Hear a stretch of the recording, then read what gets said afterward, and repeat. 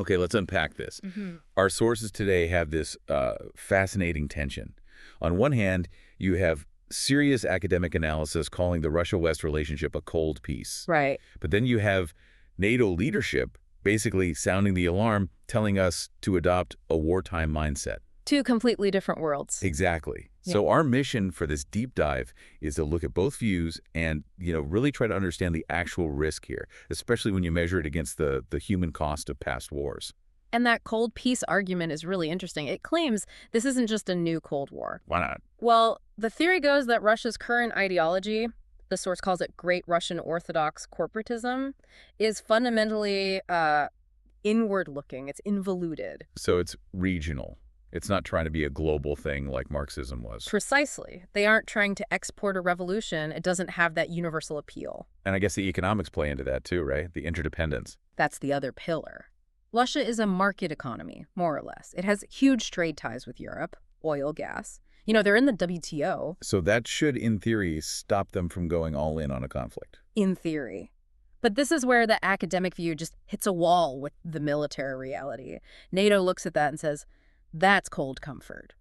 Hold on. If the theory says economic ties limit conflict, how does Russia manage to pour nearly 40% of its budget into aggression? I mean, shouldn't that just collapse their economy? It feels like a contradiction.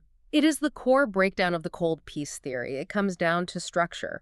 Russia is run by a vertical hierarchy, an authoritarian system. So they can just ignore the economic pain. They can absorb it. They can absorb casualties and economic pressure in a way a democracy just never could. And we're seeing them shift completely. Yeah. Something like 70% of their machine tools are now dedicated to military production. Which is why you get that really sharp warning from NATO's Mark Rutte. He literally said, we are Russia's next target. And he's pushing for a massive increase in defense spending to prevent, and this is his quote, a war on the scale of war our grandparents or great-grandparents endured. The timeline they're worried about is 5 years. And they're not doing this alone. The war economy has a lifeline. If you look at their drones and other systems, about 80% of the critical electronic parts are coming from China. 80%. So without that, the whole thing grinds to a halt. It becomes much, much harder. And if deterrence fails, you're looking at what the source calls a truly gargantuan shift for the West. Emergency budgets, huge cuts to public spending. To really understand the price of that failure, we have to look at the data on past wars. The numbers from WWII are just staggering. They really are. 39 million deaths in Europe alone, and about half of those were civilians. But it's the long shadow that's really chilling, the stuff that doesn't end when the fighting stops. That generational debt? Exactly. The sources we looked at show that if you were a child exposed to combat, it had measurable lifelong consequences. Decades later, you see a higher likelihood of diabetes and clinical depression in adulthood. And it shattered education. Kids in those war-torn countries got, on average, about 3/10 of a year less schooling.